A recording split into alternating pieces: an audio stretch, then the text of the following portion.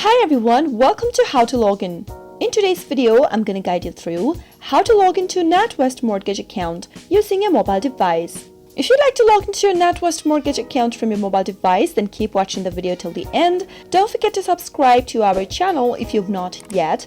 Also press the notification bell icon so that you'll never miss another update from us. Open up your web browser and in the web address bar at the top type in www.natwest.com/mortgages and search. Now, tap on the login button in the upper left-hand corner from the main homepage of Natwest Mortgage. Once you do that, you'll end up in the login area. Start by either entering your customer number or your card number. Select any one option from the display. In my case, I've chosen my card number, so I'm going to type in my card number in the text box. If you'd like the system to remember your information, then tap on this Remember Me box. But if you're using a public device or a shared computer, make sure to uncheck that box and finally tap on the Continue button to log into your account. That is how you'll be able to log into your Natwest Mortgage account. I hope the tutorial was helpful to you. If it was, go ahead and give us a thumbs up. Comment down in the comment box if you have a question or a feedback for us. I'll be back soon with more tutorial videos like this. Thank you for watching.